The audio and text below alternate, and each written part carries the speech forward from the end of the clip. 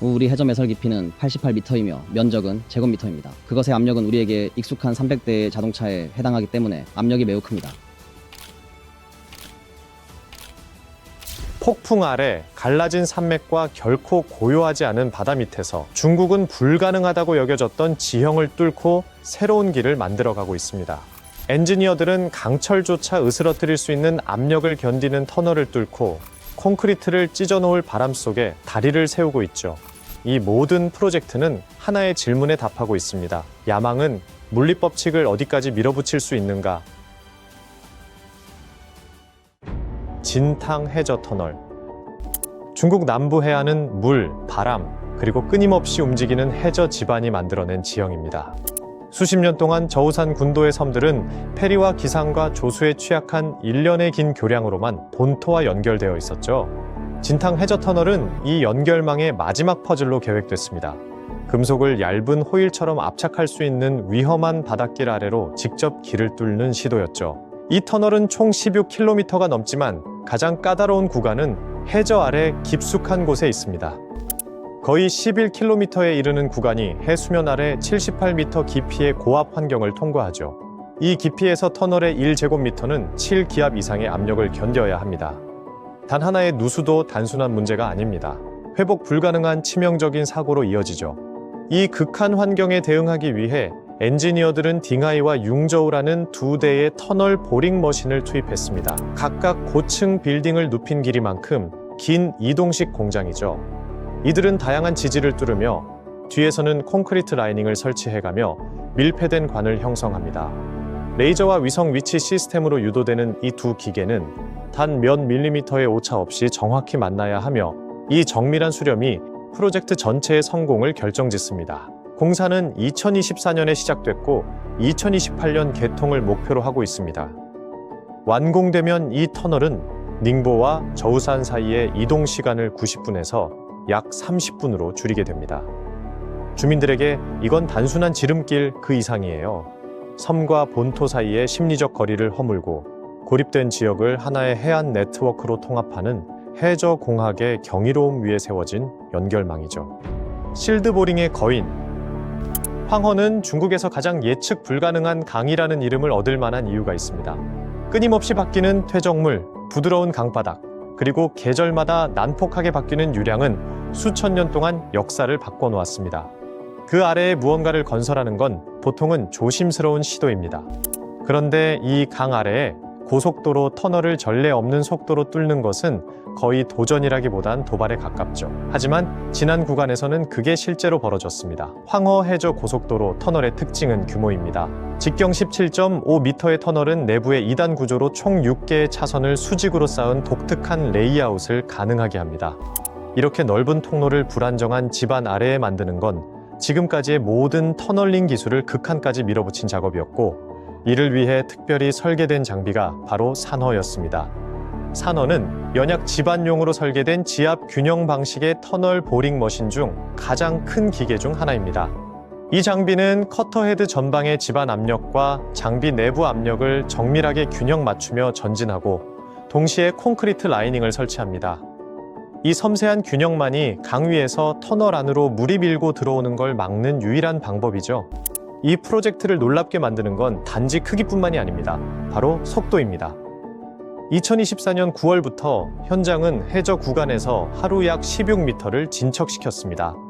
연약 지반에서 하루 10에서 12m는 잘하고 있다는 평가를 받습니다.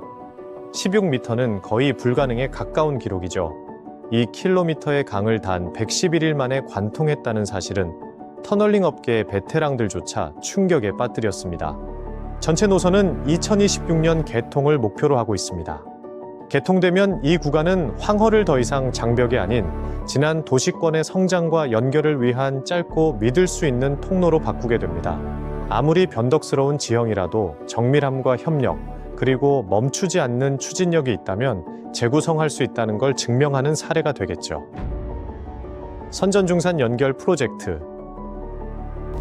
주강 삼각주는 세계에서 가장 붐비는 해상 물류 통로 중 하나입니다.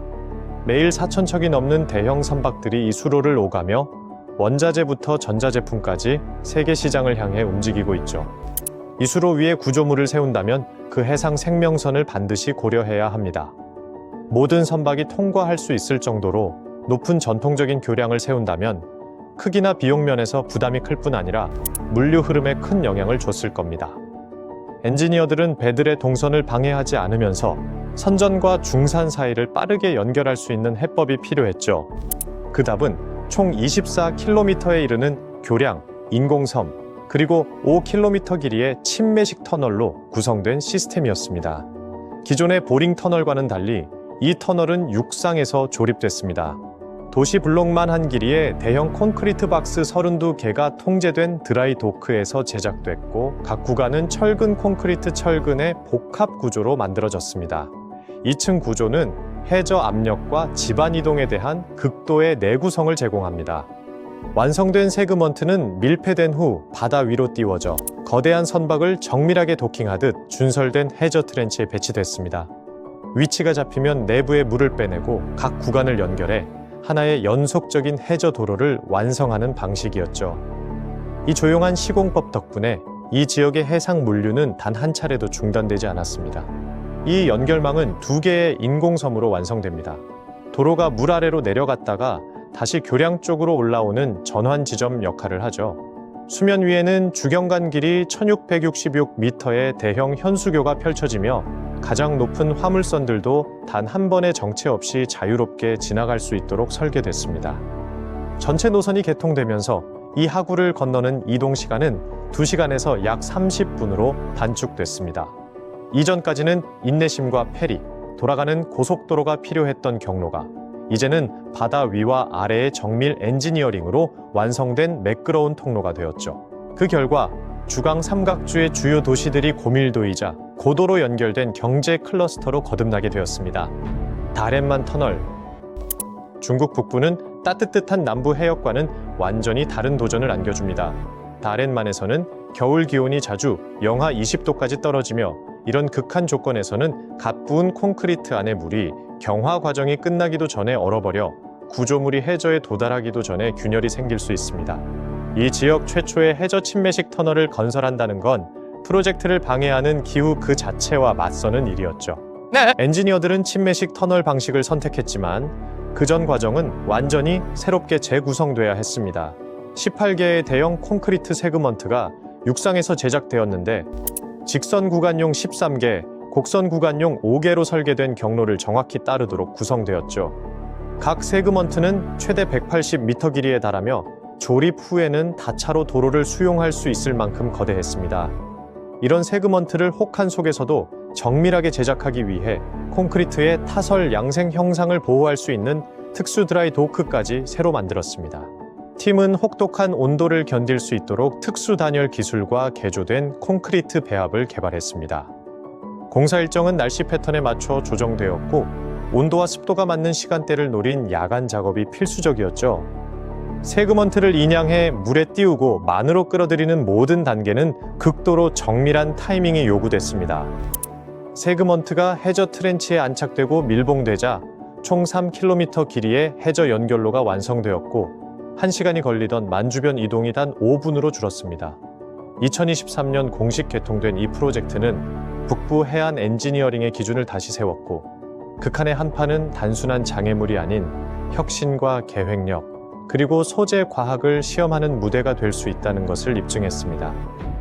룽장대교와 핑탕대교. 중국 남서부는 강줄기가 깎고 산맥이 접힌 지형입니다. 과거엔 도로가 절벽을 따라 매달리거나 계곡 사이를 지그재그로 오르내리며 짧은 거리조차 몇 시간씩 걸렸습니다. 엔지니어들은 이 지형을 점진적으로 정복하려 하지 않았습니다. 그들은 단숨에 뛰어넘기로 결정했죠. 윈난성의 룽장대교는 그 첫 번째 시험대였습니다. 다리상파는 강 계곡에서 무려 300m 가까이 떠 있으며 가파르고 불안정한 본구리를 연결하고 있습니다. 이 지역은 지진대에 속해 있어 지반의 갑작스러운 움직임은 피할 수 없는 현실입니다. 엔지니어들은 지반이 흔들릴 때 에너지를 흡수하도록 유연하게 움직일 수 있는 기초를 설계했고 계곡을 통과하는 강풍은 다리 상판을 비틀려고 들기에 공기역학적 형상과 튜닝 댐퍼로 안정성을 확보했습니다. 상판을 지탱하는 케이블 설치에는 독특한 방식이 사용됐습니다. 헬리콥터가 파일럿 로프를 계곡 너머로 옮겨 초기 가이드를 만들었고, 이를 통해 수천 개의 강철 와이어가 정확히 배치되어 2개의 주 케이블로 조립됐습니다. 이 케이블들이 완성됐을 때 도로를 지탱할 만큼의 엄청난 강도를 갖추게 되었죠. 개통과 함께 이 다리는 G56 항루이 고속도로의 핵심 구간으로 기능하며 지역의 산악 교통을 획기적으로 단축시켰습니다. 동쪽의 구이저우성에서는 핑탕대교가 또 한 번의 도전을 보여줬습니다. 중앙주탑은 무려 332m 높이로 에펠탑보다도 큽니다. 이 높이는 단순한 디자인 요소가 아닌 깊은 차우두 계곡을 가로지르는 유일한 방법이었죠. 세 개의 주탑이 만들어내는 리듬감 있는 실루엣은 시각적으로도 인상적인데, 특정 각도에서 보면 다리의 곡선과 주변 카르스트 지형이 어우러져 현지인들이 우주의 눈이라 부르는 형상이 나타납니다. 이 지역의 석회암 지형은 지하의 빈 공간과 불규칙한 공동이 숨어 있어 기초 작업이 매우 까다로웠습니다. 작업팀은 지반을 미터 단위로 분석하며 필요한 곳마다 그라우팅으로 지반을 안정화했죠. 고고도에서의 강풍도 설계에 영향을 미쳐 상판의 공기역학적 형상을 더욱 정교하게 다듬었습니다. 완공 이후 이 다리는 외딴 산악 지역을 주요 도시와 연결하는 전례 없는 직결 통로로 기능하게 되었습니다. 롱장과 핑탕 두 다리는 지형이 굴복하지 않을 때 엔지니어링이 어떻게 진화하는지를 보여줍니다. 산을 깎는 대신 다리들은 그 위로 솟아올라 아시아에서 가장 험난한 지형 중 일부를 물자와 사람, 기회가 오갈 수 있는 경로로 바꿔놓았죠. 화장대 협곡대교. 구이저우의 화장대 협곡에서는 땅이 너무나 가파르게 떨어져 있어 초기 조사팀은 이 경로를 수직의 세계라고 묘사했습니다. 협곡 양쪽에 위치한 마을은 서로를 똑똑히 볼 수 있었지만 이동에는 불안정한 절벽길을 따라 몇 시간이 걸렸죠. 이 협곡에 다리를 놓는다는 발상 자체가 최근 중국 기준으로도 야심찬 일이었습니다. 고도 차이만으로도 수많은 엔지니어들이 회의적이었죠. 그럼에도 불구하고 계획은 추진됐고 그 결과물이 바로 화장대 협곡대교입니다. 이 다리의 상판은 베이판강에서 무려 625m 위에 걸려 있습니다. 에펠탑을 워싱턴 기념탑 위에 얹어놓은 것보다 높은 위치죠. 이 숫자는 단순한 기록이 아닙니다. 인프라가 외딴 지역에서도 어디까지 가능해질 수 있는지를 보여주는 병옥점입니다. 이 현장은 공사 과정의 모든 단계에서 도전을 안겼습니다. 협곡을 가로지르는 바람은 강한 횡력을 일으킬 수 있기 때문에 상판과 케이블은 반복적으로 시뮬레이션을 거쳐 공기역학적 형상이 최적화됐습니다. 가파른 지형은 장비 운반조차 어렵게 만들어 절벽을 따라 임시 도로를 따로 건설해야 했습니다. 기초공사는 균열 많은 안반 구조와 서로 마주보는 두 본구리에서의 안정성 확보라는 이중 과제를 해결해야 했죠. 완성된 다리는 총 길이 약 2km에 달하며 전망대와 유리 관람 데크가 포함되어 단순한 이동 통로를 관광 명소로 탈바꿈시켰습니다. 주민들에게 이 다리는 지옥 같은 산악 우회를 단 2분으로 줄여줬고 일상과 상업, 이동, 심지어 미래를 향한 상상력마저 바꿔놓았습니다. 이곳에선 지형이 삶의 방향을 정하는 게 오랜 전통이었으니까요. 중국의 터널과 교량들은 압력, 한파, 강풍, 안반을 뚫고 자연이 갈라놓은 곳들을 연결하고 있습니다. 각 프로젝트는 엔지니어들이 가능한 것이라 믿었던 경계를 다시 쓰며 그 주변에서 살아가는 사람들의 삶을 완전히 바꿔놓습니다. 앞으로도 이런 불가능에 도전하는 구조물들과 그걸 만든 사람들의 이야기를 더 듣고 싶다면 구독하고 다음 여정도 함께 해주세요.